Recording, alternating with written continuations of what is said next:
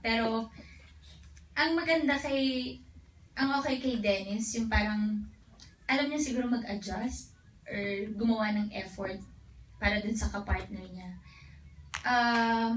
Yun, yung first day namin, hindi naman siya tahimik lang.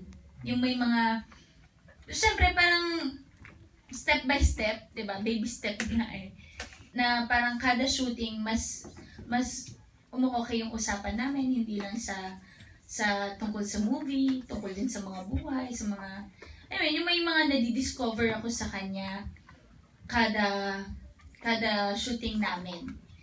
Tapos sa pagtatrabaho naman niya, grabe siya yung artista na nakitaan ko na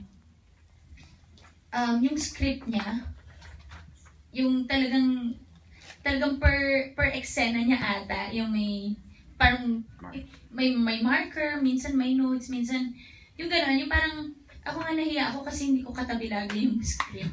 Kasi di ba kanya-kanya naman iba-iba kami mga artista kung paano kami, di ba, sa mga eksena. Siya yung nakita ko yung gano'n na parang bago mag-take todo review yung gano'n. Very methodical. Oo. Tapos yun, tsaka parang alam niya din kaagad kung saan nga galing yung eksena, saan pupunta. Alam niya yung emosyon, yung parang nahiya naman ako dito kung hindi ko siya masabayan o hindi rin ako magfo-focus katulad ng pagfo-focus yung talaga. Yung ganun. And what have you seen na maganda kay Dennis Trillo sa performance? Iba din kasi nga talaga yung atake niya, iba din yung galing niya, yung mata pa lang.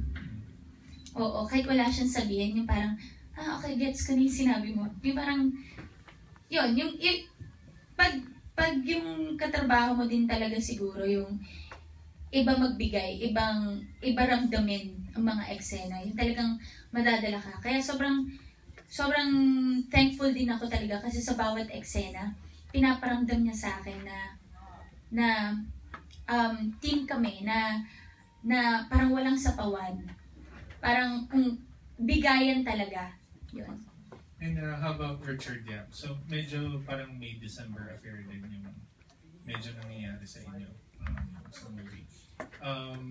You didn't get uncomfortable with Siyempre, medyo hindi ako komportable nung una, pero bilang artista nga, di ba? Bilang artista, bawal kang umarte.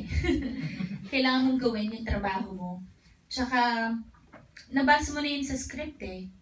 And kung kahit sino man yung ilagay nila doon, pag nandun ka na sa set, kalimutan mo kung ano yung age gap nyo, di ba? Gawin mo kasi ito yung role mo, ito yung character mo, ito yung kailangan sa story. And ayun, after nandun, nakahinga pa rin naman ako. Sinabi ko lang talaga sa kanya, isipin mo po ako si Mama Chen. Thank you.